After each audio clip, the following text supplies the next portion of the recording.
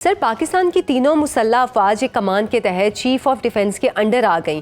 آپ مستقبل میں پاک افواج کے سٹرکچر کا خد و خال کیا دیکھ رہے ہیں؟ جی ہاں، دنیا کے بہت سے ممالک میں، اکثر ممالک میں، امریکہ ہے، یو کے ہے، ترکی ہے، ان سب کی یہی سسٹم ہے کہ ایک چیف آف ڈیفنس اسٹاف ہوتا ہے جو تینوں فورسز کے اوپر ہوتا ہے، اور اس کا کام joint planning, joint training, joint operations کے پلان بنانا، کوآرڈینیٹ کرنا، یہ اس کی ذمہ داری ہوتی ہے. تو اس سے پہلے کارپوریٹر کے پاس جو تھا وہ اتنی پاور نہیں تھی ایگزیکٹو جو ان کے پاس ہوں گی. تو اس سے ہم امید رکھتے ہیں کہ پاکستان کی تینوں آرم فورسز میں کوآرڈینیشن بڑھ جائے گی اور ان کی افیکٹونیس بڑھ جائے گی آپس میں جوائنٹ کولیبریشن کے ذریعے سے. اچھا، مشترکہ کمان میں نیوی اور فضائی افواج کے سربراہان کا عملی کردار کتنا باقی رہے گا؟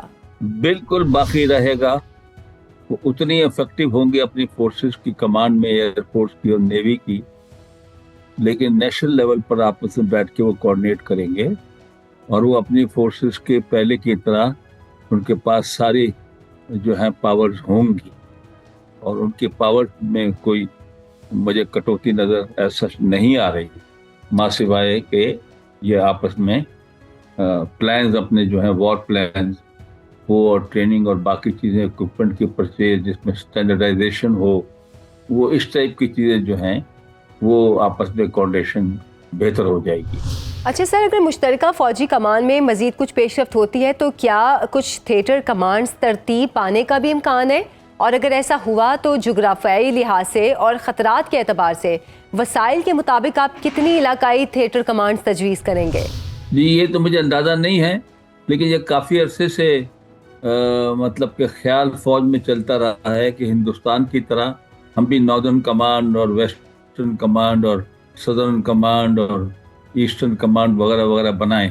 پاکستان نے کچھ اس میں پیش رفت کی تھی کہ اس نے ایسٹرن کمانڈ بنائی تھی اور اس نے سدرن کمانڈ بنائی ہے. اب باقی بھی میرے خیال میں وہ ناردرن کمانڈ اور سینٹرل کمانڈ اور فردر جو ہے جو رہ گئی ہیں اس کو بنا لیں اور اس میں ایئر فورس اور نیوی کو انٹیگریٹ کر لیں، اسپیشلی ساؤتھ میں نیوی کو انٹیگریٹ کر لیں. اچھا، نیشنل اسٹریٹجک کمانڈ اتھارٹی کی سربراہی بھی حاضر سروس فوجی افسر کے پاس ہوگی. کیا اتھارٹی چیف آف ڈیفنس کے ماتحت ہوگی؟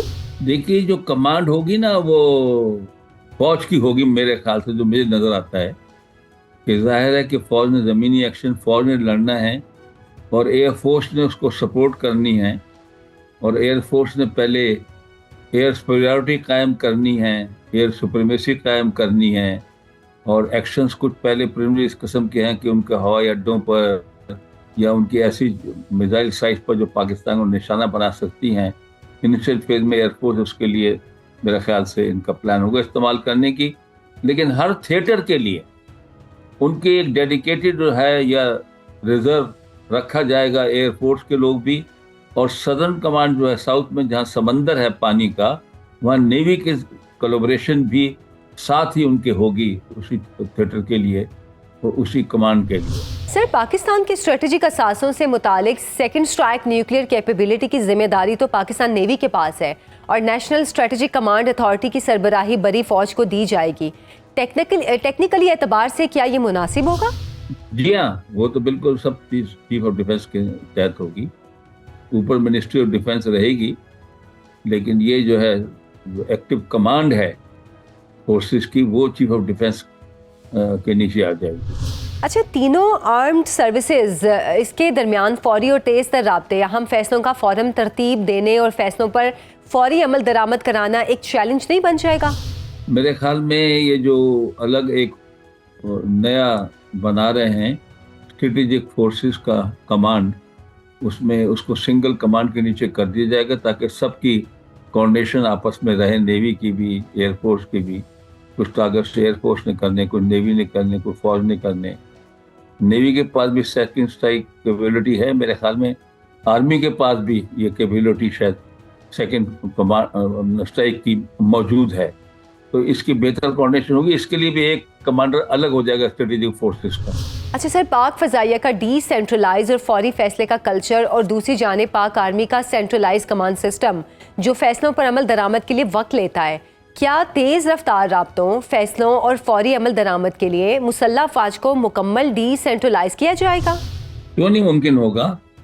और प्लान्स तो पहले से बने होते हैं, और जब लड़ाई शुरू होती है तो प्लान्स के देखते हैं उसमें कोई तब्दीली की ज़रूरत है तो तब्दीलियाँ की जाती हैं प्लान्स के अंदर, और ये फ्लेक्सिबिलिटी मौजूद होती है नीचे कमांड में कि वो प्लान में कोई जो तब्दीलियाँ माइनर हैं, तो बहुत मेजर तब्दीली स्ट्रेटेजिक तो जो होती है वो मुश्किल होती है वक्त के बाद करना। अगर फोर्सेज एक सेक्टर के अंदर जो है वो कंसंट्रेटेड हैं तो दूसरे बिल्कुल दूर किसी सेक्टर में जाने में टाइम लगता है। लेकिन ये जो थिएटर कमांडर होंगे या कमांड के जो होंगे इंचार्ज, वो ये फ्लेक्सिबिलिटी इस्तेमाल अपने लेवल पे कर सकेंगे। अच्छा, ऑपरेशन बुनियानुल मरसूद समेत हालिया जंगें ज़मीन से ज़्यादा फ़ज़ा में लड़ी गई और हमने देखा भी कि जदीद जंगों में फ़ज़ाई अफवाज का किरदार मुसलसल बढ़ रहा है। मुस्तकबिल में पाक फ़ज़ाइया का जंगी हिकमत अमली के हवाले से क्या किरदार देख रहे हैं आप? देखिए, वो किरदार जो है एयरफोर्स का बरकरार रहेगा। इनिशियल फेज में एयरफोर्स ने ही उनके जो टारगेट्स पे हमला करना है, सरप्राइज हमला अगर कर सकें तो।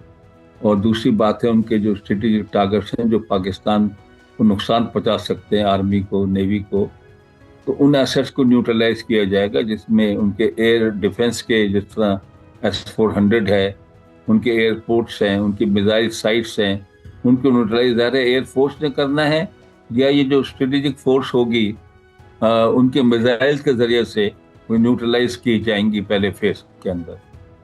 तो इसमें एयरफोर्स का बहुत बड़ा रोल रहेगा इस फेज में, और नेवी का भी रोल रहेगा। फौज जो है वो ज़मीनी फौज जो आजकल नज़र आ रहा है कि वो बहुत कम जो है वो इन्वॉल्व हो रही है, और फैसला जो है वो इनिशियल फेज में एयरफोर्स के ज़रिए से ही काफ़ी हद तक अचीव कर लिया जाता है। लेकिन हमारा कश्मीर फ्रंट जिस तरह है तो वहाँ पर एयरफोर्स बहुत अच्छी तरीके से इस्तेमाल पहाड़ों की वजह से नहीं हो सकती, और नेवी का तो खैर वहाँ रोल नहीं है। तो जाहिर है वो सारी जिम्मेदारी जो है कश्मीर फ्रंट की उन पहाड़ों में लेकर भिम्बर तक वो ज़मीनी फ़ौज की ही रहेगी, तो उनको भी अपने आप को बहुत तैयार रखना होगा। अमेरिका है, UK है, टर्की है, इन सब की यही सिस्टम है कि एक चीफ ऑफ डिफेंस स्टाफ होता है जो तीनों फोर्सेस के ऊपर होता है, और उसका काम joint planning, joint training, joint operations के प्लान बनाना, कोऑर्डिनेट करना, ये उसकी जिम्मेदारी होती है। तो इससे पहले जिस हेडक्वार्टर के पास जो था वो इतनी पावर नहीं थी एग्जेक्टिव जो इनके पास होंगी, तो उससे हम उम्मीद रखते हैं कि पाकिस्तान की तीनों आर्म फोर्सेस में कोऑर्डिनेशन बढ़ जाएगी और इनकी इफेक्टिवनेस बढ़ जाएगी आपस में जॉइंट कोलैबोरेशन के जरिए से। अच्छा, मुश्तरका कमान में नेवी और फ़ज़ाई अफवाज के सरबराहान का अमली किरदार कितना बाकी रहेगा? बिल्कुल बाकी रहेगा।